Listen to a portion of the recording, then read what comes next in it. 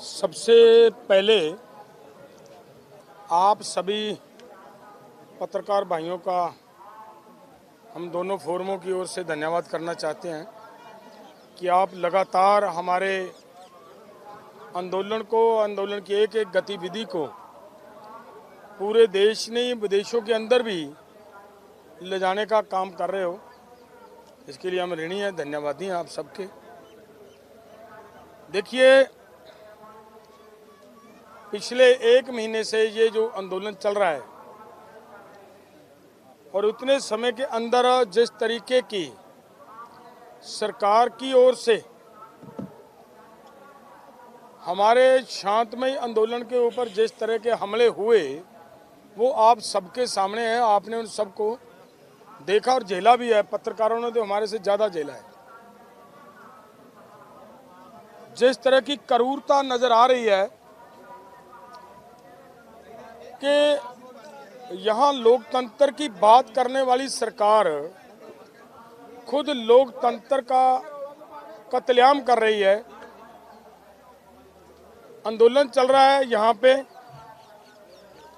हरियाणा के लोगों के ऊपर जिस तरह का, मैं बहुत बार पहले भी हम ये बात कह चुके हैं कि हरियाणा के लोगों को अपने घरों के अंदर कैद करना केवल हरियाणा नहीं, सभी उन राज्यों में ये हो रहा है जिन जिन राज्यों में बीजेपी की सरकार चल रही है।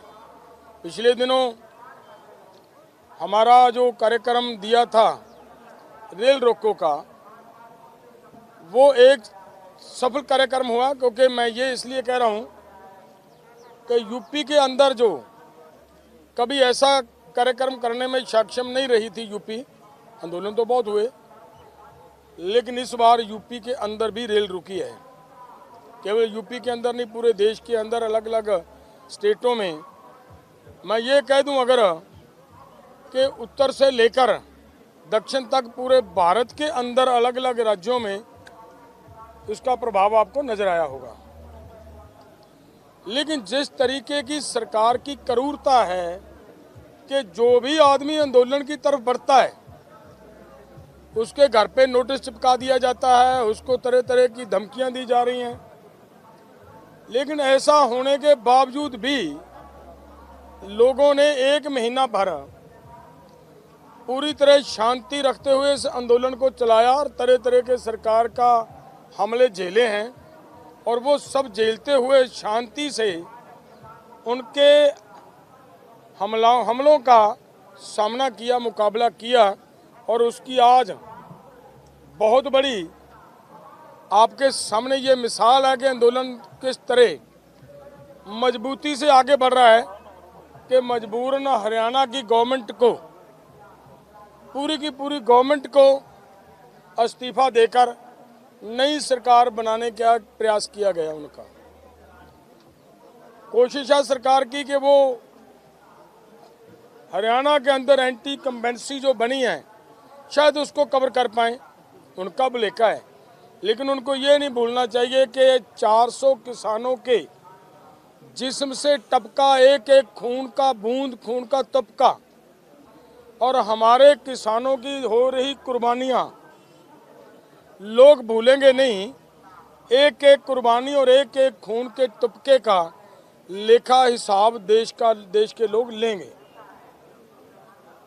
और ये जो आंदोलन आगे बढ़ रहा है, आपको मेरे से ज़्यादा पता है कि सरकार ने पिछले दिनों जो WTO के अंदर बात गई, वहाँ पे भी जो सरकार WTO का नाम लेने से भी तड़पती थी और WTO के अंदर उनको ये कहना पड़ा कि पीस क्लॉज को हमेशा के लिए रेगुलर करो। वहाँ पे इनको कहना पड़ा कि जो 10% की खरीदारी की आप शर्त लगाते हो वो हटाओ। और देश के किसानों को ऑफ सीजन में जाकर गन्ने का रेट बढ़ाना पड़ा। आपने सबने देखा हरियाणा के अंदर लोगों को जेल, एक तरह की जेल बनाकर रखने के बावजूद भी प्रेशर सरकार के ऊपर इतना पड़ा कि हरियाणा के किसानों का जो कर्ज का ब्याज था वो माफ़ करना पड़ा, सरकार को बोलना पड़ा। और बहुत सारी बातें, जैसे जूट और कपास के ऊपर सरकार ने ऐलान किया कि अगर कोई व्यापारी आपका MSP के ऊपर नहीं खरीदेगा तो हम सरकार खरीदेगी कपास और जूट को। तो मेरा कहने का मतलब ये है कि ये सब प्राप्तियां आंदोलन आए दिन नहीं प्राप्तियों की ओर बढ़ रहा है, आंदोलन दिनों दिन बढ़ रहा है। आपने देखा होगा कि हरियाणा के अंदर आंदोलन चल रहा था, पंजाब के इन बॉर्डरों पे आंदोलन चल रहा था, और 2-3 दिन से जिस तरह से आंदोलन और बढ़ा, और डबवाली के अंदर भी हमारे राजस्थान और पंजाब के लोगों ने और इधर से हरियाणा के लोगों ने आकर वहाँ पे भी आंदोलन को शुरू किया हुआ है। कहने का मतलब आंदोलन बड़ी शांतिपूर्वक ढंग से आगे बढ़ रहा है, तेज़ी से आगे बढ़ रहा है।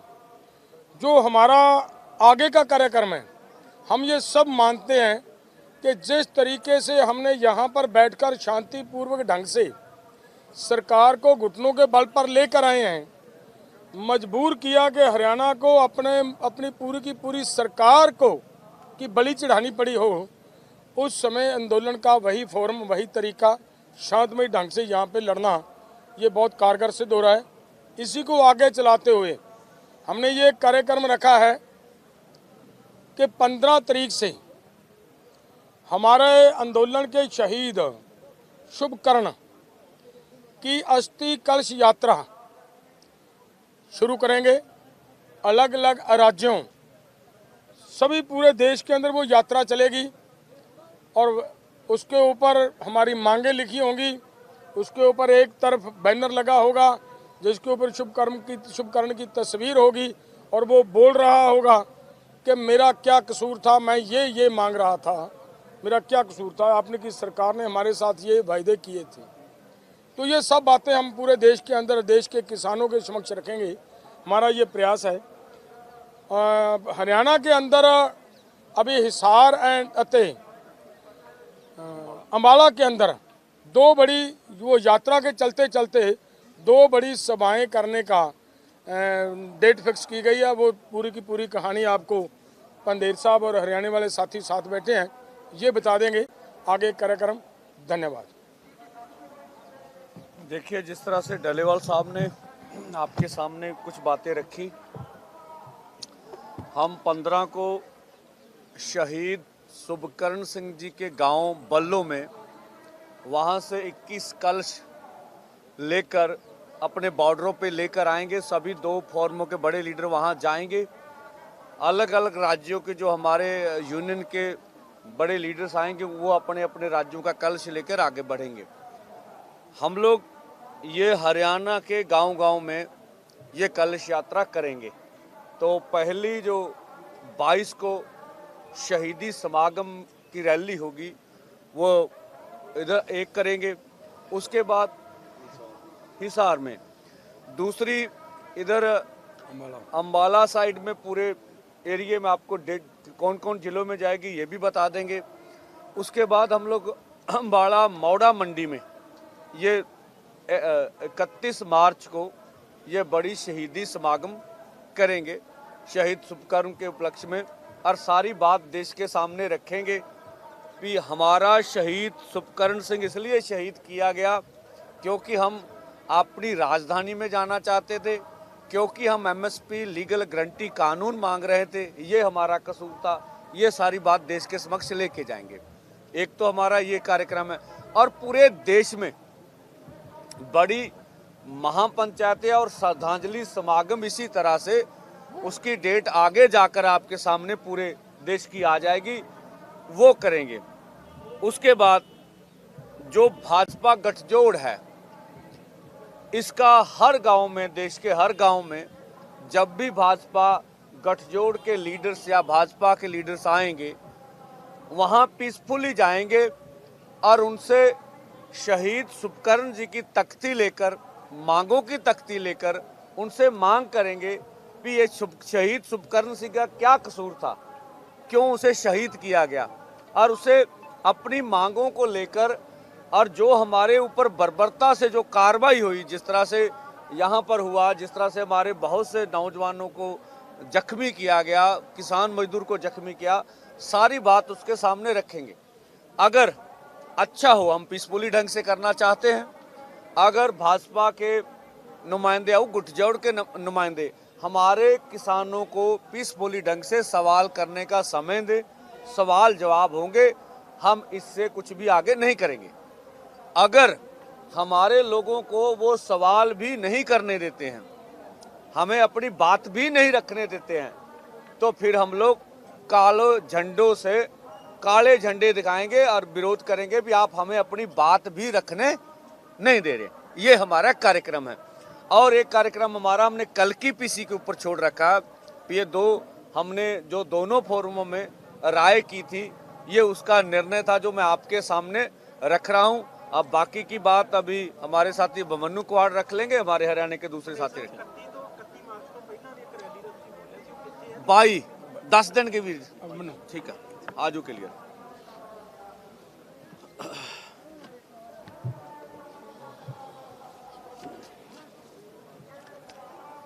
प्रेस के सभी साथियों को सबसे पहले हाथ जोड़ के नमस्कार।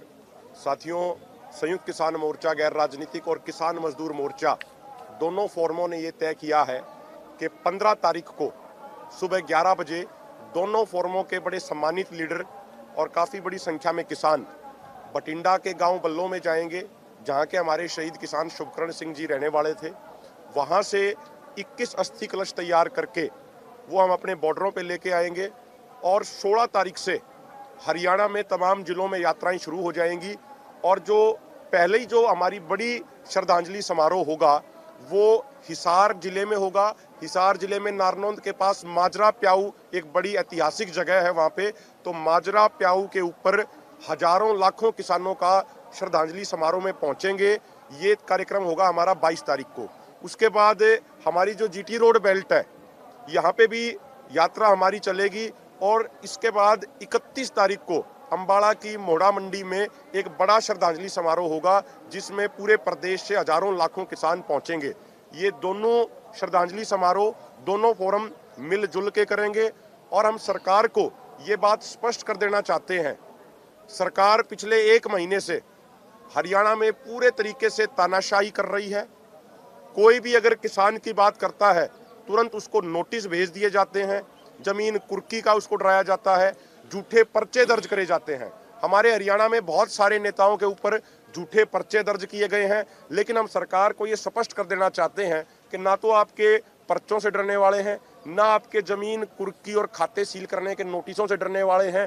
ये दोनों जो श्रद्धांजलि समारोह होंगे, ये स्पष्ट बता देंगे पूरे प्रदेश को और पूरे देश को कि हरियाणा किस स्तर पे इस आंदोलन के साथ जुड़ा हुआ है। आप देख ही रहे होंगे कि इतना दबाव होने के बावजूद अलग अलग जिलों में दोनों फोरमों के आदेश पर, दोनों फोरमों के आह्वान पर ट्रैक्टर मार्च अभी भी निकल रहे हैं। और ना सिर्फ हरियाणा में जो ये श्रद्धांजलि समारोह होंगे और जो ये शहीदों की यात्रा जो चलेगी, अस्थि कलश यात्रा, ये उत्तर प्रदेश में भी होगी, मध्य प्रदेश में भी होगी, तमिलनाडु, कर्नाटका, केरला, गुजरात, राजस्थान, ये सब जगह होगी। और जब उन शहीद यात्राओं का समापन होगा अस्थि कलश यात्रा का, तो उन तमाम राज्यों में बड़े बड़े श्रद्धांजलि समारोह भी किए जाएंगे, जिसमें दोनों फोरमों के लीडर पहुंचेंगे। और एक और बात आपको ये बताना चाहते हैं कि परसों हमारे राजस्थान के किसानों ने बड़ी संख्या में इकट्ठा होके जब वो दिल्ली की तरफ बढ़ रहे थे दोनों फोरमों के बैनर तले, तो रतनपुरा चौटाला रोड पे हरियाणा राजस्थान बॉर्डर पे हरियाणा से 1 किलोमीटर दूर उन किसानों को रोका गया है। वहां पे किसानों ने पक्का मोर्चा लगा दिया है और हजारों की संख्या में हमारे किसान वहां पे बैठे हुए हैं। सैकड़ों की संख्या में ट्रैक्टर ट्रॉलियां हैं और वो दिन प्रतिदिन लगातार बढ़ती जा रही है। इसी तरीके से ये मोर्चा लगातार आगे बढ़ता जाएगा। मैं प्रार्थना करूंगा हमारे साथी अमरजीत मोदी जी।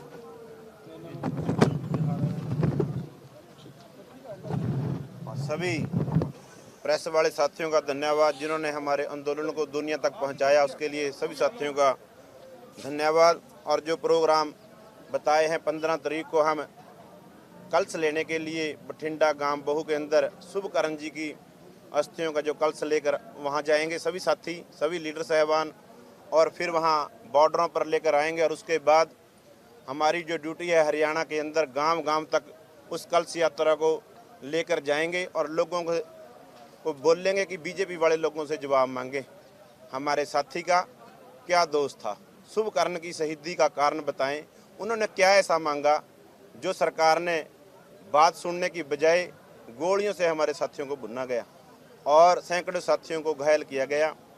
और ये कलश यात्रा अलग अलग जिलों से होती हुई 2 दिन के लिए पंचकुला में, 17-18 के आसपास ये 2 दिन यमुनानगर में, 2 दिन कुरुक्षेत्र में, 2 दिन करनाल के अंदर, 2 दिन कैथल के अंदर और फिर 3 दिन अम्बाड़ा के अंदर गांव गांव में पहुंचेगी।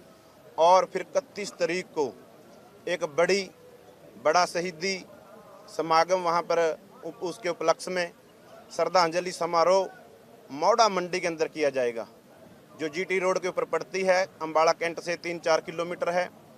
वहां पर पूरे हरियाणा की तरफ से लोग पहुंचेंगे। और 22 तारीख को हिसार के अंदर, मैं कहना भूल गया, 22 तारीख को हिसार के अंदर प्याऊ माजरा के अंदर वहां पर सारा हरियाणा पहुंचेगा। वहां पर रोहतक, हिसार, दादरी, भवानी, जींद वहां ज़्यादा पहुंचेंगे। और अम्बाड़ा के अंदर करनाल, कैथल, यमुनानगर, पंचकुला, अम्बाड़ा, ये सारा एरिया 31 वाड़ी में ज़्यादा से ज़्यादा संख्या में पहुंचकर सरकार के ऊपर दबाव भी बनाएगा। और जो डर और भय का माहौल हरियाणा के अंदर बनाया हुआ है, उसके लिए हम सरकार जो भी तसद्दुद करना चाहती है वो कर ले, किसी तरह की कोई समस्या नहीं। हम 15 तारीख 16 तारीख से हमने हरियाणा के अंदर कलश यात्रा निकालनी है। सरकार की जो मंशा है वो कर सकती है, जैसे पहले हमारे साथियों के साथ तसद्दुद किया है उसकी मर्जी है। लेकिन हम बता देना चाहते हैं, जिस सीएम और गृह मंत्री की छत्र छाया के अंदर हमारे ऊपर गोलियां चलाई गई, सरकार को उन्होंने बाहर का रास्ता दिखाने का काम किया है। लेकिन वो भी बीजेपी के थे, आज भी बीजेपी के बने हुए हैं। जो अध्यक्ष थे हरियाणा के, उनको आज सीएम बनाया गया हुआ है। लेकिन सारे के सारे दिशा निर्देश जहाँ 70,000 पैरामिलिट्री फोर्स हरियाणा के अंदर लगाई हुई है, वो अमित शाह के ऑर्डर के ऊपर, उनके हुक्मों के ऊपर चला है। आज भी अमित शाह सेंटर के अंदर मिनिस्टर हैं, उनको भी कहना चाहेंगे, आपने जितना जोर लगाना है लगाएं, लेकिन हम अपने आंदोलन को मजबूत और अपनी मांगें मनवाने के लिए हरियाणा के हर गांव से लोगों को लामबंद करेंगे और आपको उनके गुस्से का सामना भी करना पड़ेगा। रही बात जो फॉर्मों का समझौता हुआ है, सवाल जवाब करेंगे। हमने पिछले बार भी कई गांवों के अंदर किए और आने वाले समय में हम हर एक गांव के अंदर सवाल और जवाब करेंगे। जो लोग 10 साल सत्ता के ऊपर रहे, हमारे से वोट मांगी, स्वामीनाथन की रिपोर्ट लागू करेंगे, कर्जा मुक्ति करेंगे, वो सवालों के जवाब उनको देने होंगे। अगर उन लोगों ने हमारे सवालों के जवाब नहीं दिए, जो उन्होंने चौन मैनिफेस्टो हमारे साथ वादे किए थे वो पूरे नहीं किए, जो आंदोलन के अंदर लिखत के अंदर हमारे साथ वादे किए वो उन्होंने पूरे नहीं किए, तो सब बातों का जवाब देना होगा। अगर उन लोगों ने हमारी बातों का जवाब नहीं दिया, हम हर एक गली के अंदर, हर एक मोहल्ले के अंदर दीवारों के ऊपर लिख देंगे जो जो हमारी डिमांडें हैं और हमारे साथ क्या क्या हुआ। और फिर अगर सवालों के जवाब नहीं देते, काली झंडियों के साथ उनका हम रोष प्रदर्शन भी करेंगे, विरोध भी करेंगे। सो इसी तरह से ये प्रोग्राम है और आने वाले प्रोग्राम आपको बता दिए जाएंगे। इस तरह से अगर कोई भी सवाल जवाब रह गया हो, साथी पूछ सकते हैं। बिहार के साथी हमारे आए, बात कर लेंगे आपसे। बोले।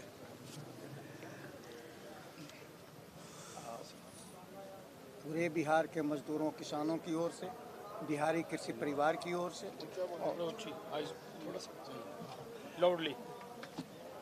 पूरे बिहार के मजदूरों किसानों की ओर से, बिहारी कृषि परिवार के प्रधान की हैसियत से आप सब लोगों को मैं प्रणाम करता हूं।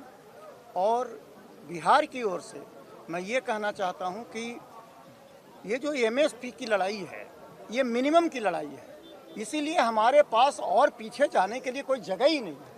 ये सरकार को तय करना है कि सरकार को क्या करना है, हम मिनिमम के नीचे कहाँ जाएंगे।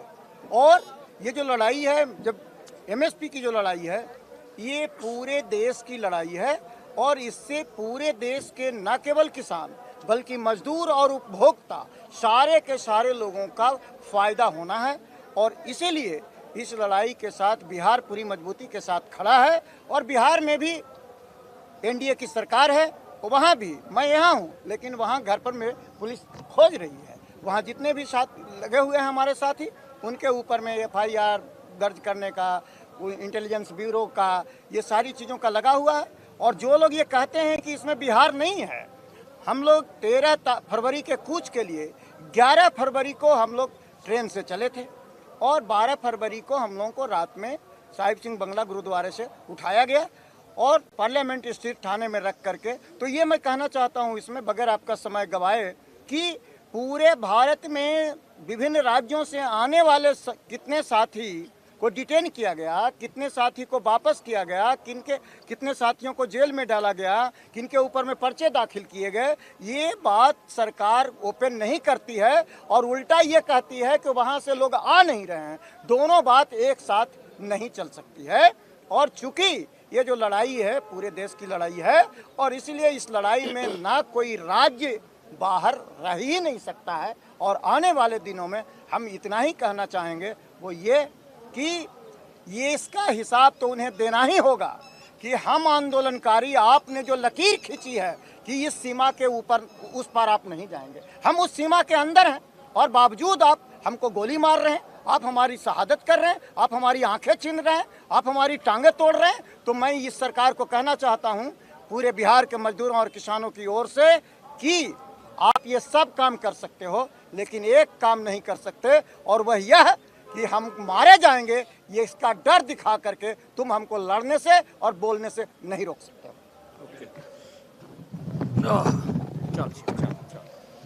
ਸਾਰੇ ਪ੍ਰੈਸ ਵਾਲੇ ਵੀਰਾਂ ਨੂੰ ਸਤਿ ਸ੍ਰੀ ਅਕਾਲ।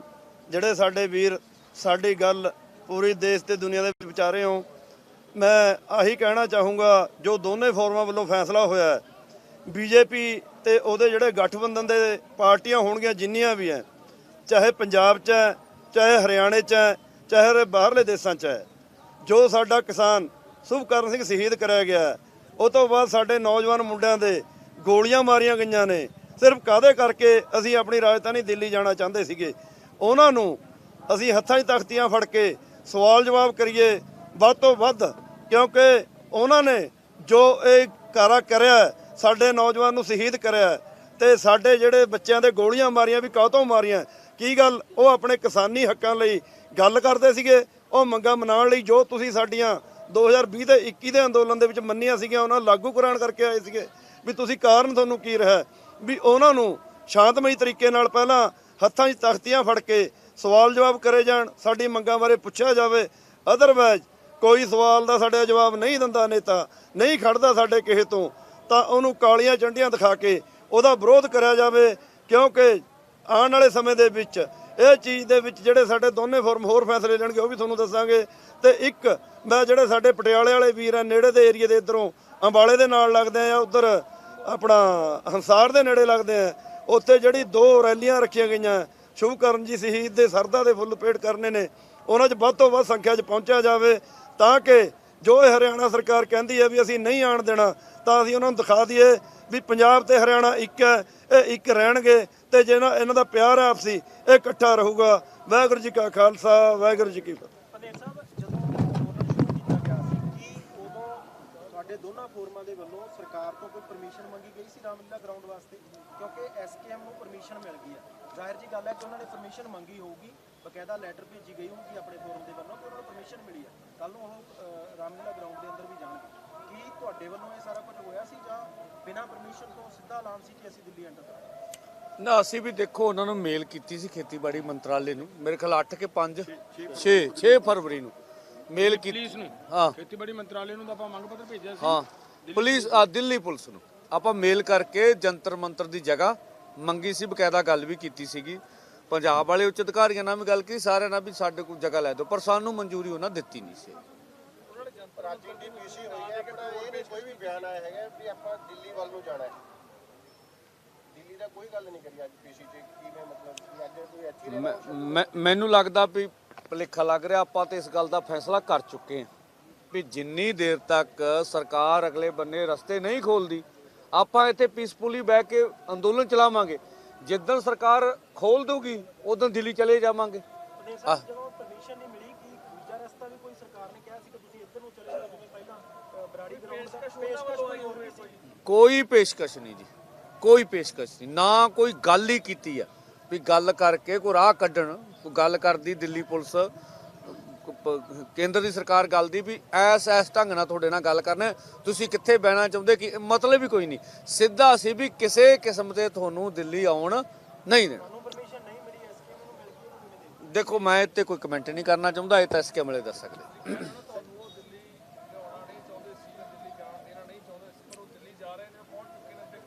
ਦੇਖੋ ਸਾਡਾ ਸਪਸ਼ਟ ਆ ਵੀ ਆਪਣੇ ਅੰਦੋਲਨ ਦੇ ਵਿੱਚ ਉਹਨਾਂ ਨੇ ਫੈਸਲਾ ਕਰ ਲਿਆ, ਕੱਲਾ ਦਿੱਲੀ ਜਾਣ ਹੀ ਨਹੀਂ ਦੇਣਾ ਚਾਹੁੰਦੇ। ਜੇ ਅਸੀਂ ਅੱਗੇ ਵਧਾਂਗੇ ਤਾਂ ਸਿੱਧੀਆਂ ਬੁਲਟ ਦੀਆਂ ਗੋਲੀਆਂ ਚਲਾਉਣਗੇ, ਉਹਨਾਂ ਦਾ ਇਹ ਵੀ ਫੈਸਲਾ ਸੀਗਾ, ਸਿੱਧੇ ਮਾਰਨਗੇ ਬਾਈ। ਇਸ ਕਰਕੇ ਅਸੀਂ ਕਿਹਾ ਭਾਈ ਨਿਹੱਥੇ ਆ, ਝੰਡੇ ਡੰਡੇ ਵਾਲੇ ਆ, ਭਾਈ ਗੋਲੀਆਂ ਸਾਹਮਣੇ ਨਹੀਂ ਵਾ ਸਕਦੇ, ਇਸ ਕਰਕੇ ਅਸੀਂ ਬਹਿਣ ਦਾ ਫੈਸਲਾ ਕਰ ਲਿਆ।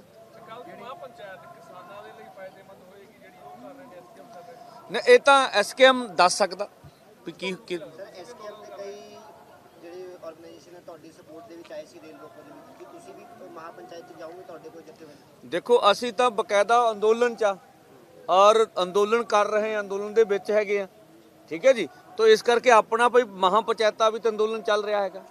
ਪੰਦੇਰ ਸਾਹਿਬ, ਤੁਸੀਂ ਇੱਥੇ ਬੈਠਣ ਦਾ ਫੈਸਲਾ ਲਿਆ, ਕੀ ਤੁਹਾਡੇ ਕੋਲ ਕੋਈ ਇਦਾਂ ਦਾ ਡੇਟਾ ਹੈ, ਤੁਸੀਂ ਐਨਾਲਾਈਜ਼ ਕੀਤਾ ਕਿ ਇੱਥੇ ਬੈਠਣ ਦਾ ਸਰਕਾਰ ਦੇ ਉੱਪਰ ਕੀ ਦਬਾਅ ਹੈ, ਟਰੈਵਲ ਦੇ ਪੱਖੋਂ ਤੇ ਟ੍ਰੇਡ ਦੇ ਪੱਖੋਂ? ਦੇਖੋ ਜਿਹੜੀ ਟਰੈਵਲ ਆ ਜਾਂ ਟ੍ਰੇਡ ਆ, ਜਿਨ੍ਹਾਂ ਨੇ ਰਾਹ ਰੋਕੇ, ਅੱਜ ਵੀ ਤੁਹਾਡੇ ਮਾਧਿਅਮ ਨਾਲ ਅਪੀਲ ਕਰਦੇ ਆ ਕੇਂਦਰ ਨੂੰ ਵੀ ਜਿੰਨੀ ਜਲਦੀ ਹੋ ਸਕਦਾ ਰਾਹ ਖੋਲ੍ਹੇ ਜਾਣ। ਜਿਹੜੇ ਆਮ ਲੋਕਾਂ ਦਾ ਵਪਾਰ ਦਾ ਨੁਕਸਾਨ ਹੋ ਰਿਹਾ, ਖੇਤੀ ਦਾ ਨੁਕਸਾਨ ਹੋ ਰਿਹਾ। ਹਰਿਆਣੇ 'ਚ 70,000 ਅਰਧ ਸੈਨਿਕ ਫੋਰਸ ਲਾਈ ਆ, ਦਿੱਲੀ ਨੂੰ ਵੈਸੇ ਘੇਰਾ ਪਾਇਆ। ਆਪਾਂ ਲਗਭਗ 242 ਕਿਲੋਮੀਟਰ ਦੂਰ ਬੈਠੇ ਆ ਤੇ ਸਾਡਾ ਐਲਾਨ ਹੈ ਵੀ ਅਸੀਂ ਅੱਗੇ ਨਹੀਂ ਜਾਣਾ। ਭਾਈ ਦਿੱਲੀ ਨੂੰ ਘੇਰਾ ਕਿਉਂ ਪਾ ਕੇ ਬੈਠੇ, ਲੋਕਾਂ ਨੂੰ ਕੋ ਤੰਗ ਕਰ ਰਹੇ? ਇਹ ਉਹਦੇ ਲਈ ਉਹ ਜ਼ਿੰਮੇਵਾਰ ਨੇ, ਠੀਕ ਹੈ। ਦੇਖੋ ਪੂਰਾ ਤਾਂ ਹੀ ਤਾਂ ਬਈ ਬੜੇ ਮਾਹਰਾਂ ਦੀ ਰਿਪੋਰਟ ਸੀ ਵੀ ਚੋਣ ਜਾਬਤਾ ਅਰਲੀ ਲੱਗ ਜੂ ਵੀ ਫਰਵਰੀ ਦੇ ਲਾਸਟ। ਇਹ ਚੋਣ ਜਾਬਤਾ ਖਿੱਚਦਾ 20 ਮਾਰਚ ਨੂੰ ਕਿਉਂ ਜਾ ਰਿਹਾ, ਠੀਕ ਹੈ ਜੀ। CAA ਕਿਉਂ ਲਿਆਉਣਾ ਪੈ ਗਿਆ? ਜੇ ਉਹ 400 ਸੀਟਾਂ ਜਿੱਤ ਰਹੇ ਸੀ ਤੇ CAA ਕਿਉਂ ਲਾਏ ਹੜਬੜਾਹਟ ਦੇ ਵਿੱਚ? ਜੇ ਉਹ ਜਿੱਤ ਰਹੇ ਤੇ ਹਰਿਆਣੇ ਦੇ MP ਉਹਨਾਂ ਨੂੰ ਛੱਡ ਕੇ ਕਾਂਗਰਸ ਕਿਉਂ ਜਾ ਰਹੇ ਆ? ਹਰਿਆਣੇ ਦੇ ਵਿੱਚੋਂ JJP ਉਹਨਾਂ ਦਾ ਸਾਥ ਕਿਉਂ ਛੱਡ ਰਹੀ ਆ? ਪੰਜਾਬ ਦੇ ਵਿੱਚ ਅਕਾਲੀ ਗੱਠਜੋੜ ਕਰਨਾ ਚਾਹੁੰਦੇ, ਅੰਦੋਲਨ ਕਰਕੇ ਗੱਠਜੋੜ ਕਿਉਂ ਨਹੀਂ ਕਰ ਪਾ ਰਹੇ? ਬਹੁਤ ਵੱਡਾ ਇਹਦਾ ਫੈਕਟ ਹੈਗਾ। ਤਾਂ ਸਰਕਾਰ ਦਾ ਬਹੁਤ ਵੱਡਾ ਨੁਕਸਾਨ ਕਰ ਰਿਹਾ ਇੱਥੇ ਅੰਦੋਲਨ।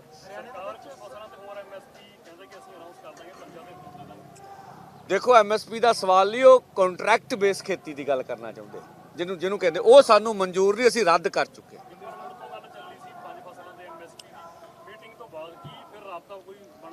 ਨਾ ਉਹਨਾਂ ਦਾ ਸਵਾਲ ਵੇਖੋ, ਛਲ ਵੇਖੋ। ਪਿਊਸ਼ ਗੋਇਲ ਜੀ ਦਾ ਬਿਆਨ ਸੀ ਝੋਨਾ ਛੱਡੋ, MSP ਗਰੰਟੀ ਕਾਨੂੰਨ ਬਣਾਉਣ ਤੇ ਜਾਂ ਪ੍ਰੋਕਿਉਰਮੈਂਟ ਕਰਤੇ ਝੋਨਾ ਛੱਡਣ ਦੀ ਸ਼ਰਤ ਨਹੀਂ ਹੁੰਦੀ। ਸ਼ਰਤ ਉਹ ਕੰਟਰੈਕਟ ਬੇਸ ਖੇਤੀ ਤੇ ਹੁੰਦੀ ਆ। ਛਾਲਿਆ ਉਹਨਾਂ ਦਾ ਜਿਹੜਾ ਅਸੀਂ ਰੱਦ ਕਰਤਾ।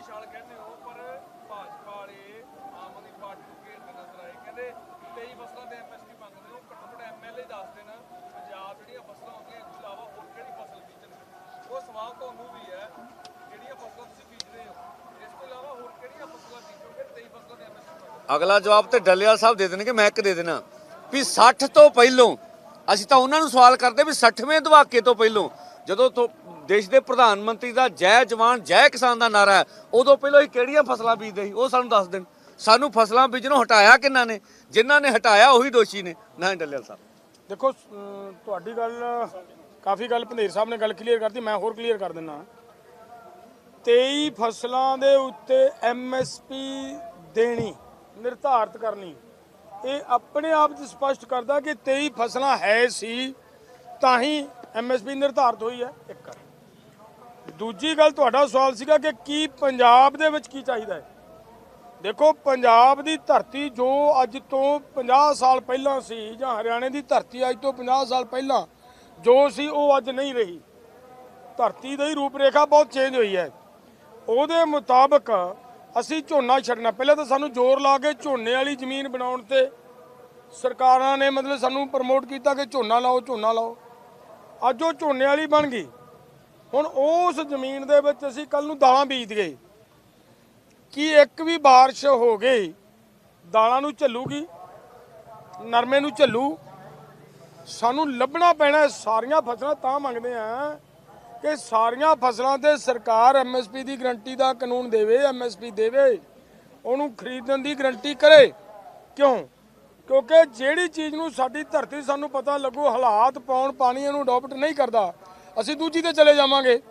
ਉਹਨੂੰ ਨਹੀਂ ਅਡਾਪਟ ਕੀਤਾ, ਅਸੀਂ ਤੀਜੀ ਤੇ ਚਲੇ ਜਾਵਾਂਗੇ। ਦੇਸ਼ ਦਾ ਕਿਸਾਨ ਬਚਾਉਣ ਦੇ ਲਈ ਇਹ ਜ਼ਰੂਰੀ ਆ ਹੁਣ ਦੇ ਹਾਲਾਤਾਂ ਮੁਤਾਬਕ ਕਿ ਹਰੇਕ ਫਸਲ ਦੇ ਉੱਤੇ MSP ਦੀ ਗਰੰਟੀ ਦਾ ਕਾਨੂੰਨ ਮਿਲਣਾ ਚਾਹੀਦਾ ਹੈ। ਔਰ ਨਾਲ ਦੀ ਨਾਲ ਪਹਿਲਾਂ MSP ਨਿਰਧਾਰਤ ਤਾਂ ਹੀ ਹੋਈ ਅਗਰ ਦੇਸ਼ ਦੇ ਅੰਦਰ ਇਹ ਫਸਲਾਂ ਹੈਗੀਆਂ ਤਾਂ। ਇੱਕ ਜਵਾਬ ਨਾਲ ਬਹੁਤ ਜ਼ਰੂਰੀ, ਵਿਗਿਆਨ ਕਹਿੰਦਾ ਵੀ ਝੋਨਾ ਉੱਥੇ ਲੱਗਣਾ ਚਾਹੀਦਾ ਜਿੱਥੇ 1200 mm ਬਰਸਾਤ ਹੁੰਦੀ ਹੋਵੇ। ਪੰਜਾਬ ਦੇ ਵਿੱਚ ਸਾਲ ਦੀ 700 mm ਬਰਸਾਤ ਹੁੰਦੀ। ਇਹ ਦੇਸ਼ ਵਾਸਤੇ ਨਾਰਾ ਆਇਆ।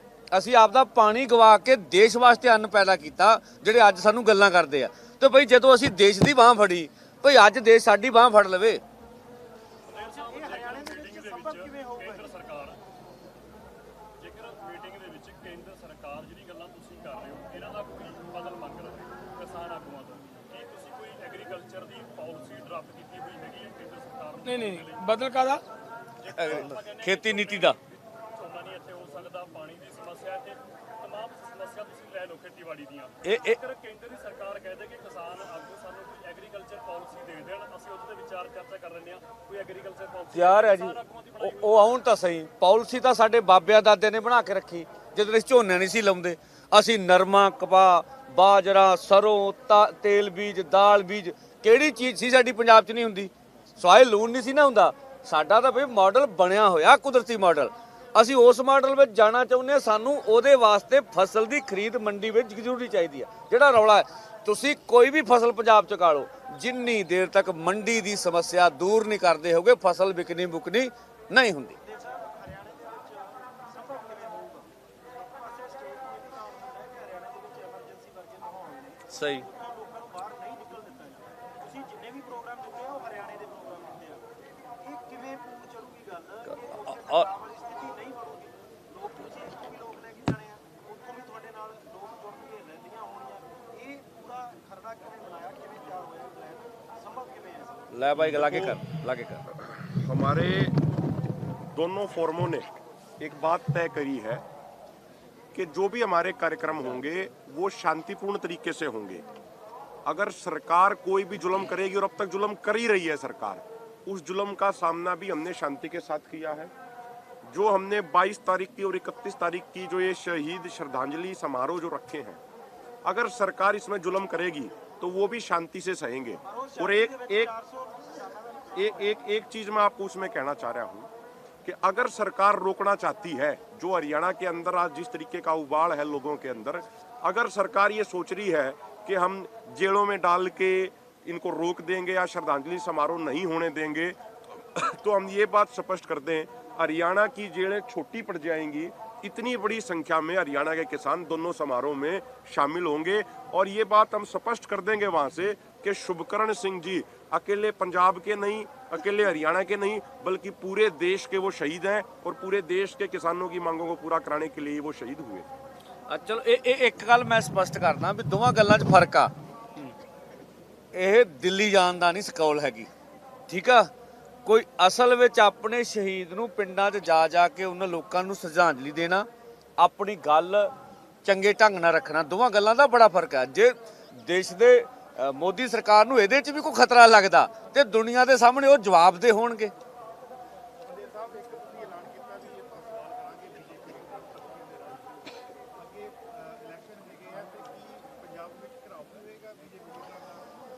ਸਪਸ਼ਟ ਕਰ ਲਓ ਵੀ ਭਾਈ ਜਾਣਾ ਵਾ, ਹੱਥ 'ਚ ਤਖਤੀ ਸ਼ਹੀਦ ਸੁਭਕਰਨ ਸਿੰਘ ਜੀ ਦੀ ਮੰਗਾਂ ਦੀ ਹੋਊਗੀ। ਇਹ ਸਾਡਾ ਮੌਲਿਕ ਅਧਿਕਾਰ ਆ ਵੀ ਭਲਿਓ ਬਾਂਸੋ, ਤੁਸੀਂ ਸਾਡੇ ਚੁਣੇ ਹੋਏ ਨੁਮਾਇੰਦੇ ਜੇ, ਚਾਹੇ ਕਿਸ ਭਾਜਪਾ ਗਠਜੋੜਨਾ ਜੇ, ਸਾਨੂੰ ਇਹ ਤਾਂ ਜਵਾਬ ਦੇ ਦਿਓ, ਰਾਜਧਾਨੀ ਜਾਣਾ ਸਾਡਾ ਕੀ ਗੁਨਾਹ ਵਾ? ਸਾਡੀਆਂ ਮੰਗਾਂ ਵਾਸਤੇ ਅੰਦੋਲਨ ਕਰਨਾ ਕਿੰਨੀ ਗੁਨਾਹ ਵਾ? ਕਿ ਸ਼ਹੀਦ ਸੁਭਕਰਨ ਸਿੰਘ ਨੂੰ ਇਸ ਕਰਕੇ ਸ਼ਹੀਦ ਕੀਤਾ ਗਿਆ ਵੀ ਉਹ ਅੰਦੋਲਨ ਵਿੱਚ ਜਾ ਕੇ ਮੰਗਾਂ ਮੰਨਣਾ ਸੀ? ਜੇ ਭਾਈ ਪੀਸਫੁਲੀ ਸਵਾਲ ਜਵਾਬ ਹੋਣਗੇ, ਉਹ ਕਰਨ ਦਾ ਮੌਕਾ ਦੇਣਗੇ ਕਿ ਲੋਕਤੰਤਰਿਕ ਢੰਗ ਤਰੀਕਾ ਵਾ, ਫਿਰ ਭਾਈ ਕੁਛ ਨਹੀਂ ਕਰਦੇ ਆ ਵਾ। ਔਰ ਜੇ ਉਹ ਦੇਖੋ ਨਾ ਜਿਵੇਂ ਫੋਰਸਾਂ ਲੱਗਿਆ, ਜੇ ਉਹ ਲਾਗੇ ਹੀ ਨਹੀਂ ਜਾਣ ਦਿੰਦੇ, ਮਤਲਬ ਸਾਨੂੰ ਨੇੜੇ ਨਹੀਂ ਜਾਣ ਦਿੰਦੇ, ਭਾਈ ਫਿਰ ਅਸੀਂ ਘੱਟੋ ਘੱਟ ਕਾਲੀਆਂ ਝੰਡੀਆਂ ਵਿਖਾ ਕੇ ਦਾ ਵਿਰੋਧ ਕਰਾਂਗੇ। ਇਹਦਾ ਸਾਡਾ ਹੱਕ ਹੈਗਾ, ਠੀਕ ਆ। ਦੇਖੋ ਉਸ ਕਿਸਮ ਦਾ, ਦੇਖੋ ਕਾਲੀਆਂ ਝੰਡੀਆਂ ਵਿਖਾਵਾਂਗੇ, ਰੋਸ ਕਰਾਂਗੇ, ਸਾਡਾ ਮੌਲਿਕ ਅਧਿਕਾਰ ਹੈ, ਠੀਕ ਆ।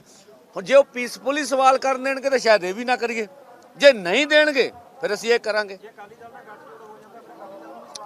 ਕੋਈ ਗੱਠਜੋੜ ਹੋਵੇ ਜੀ, ਜਿਹੜਾ ਮਰਜ਼ੀ ਹੋਵੇ।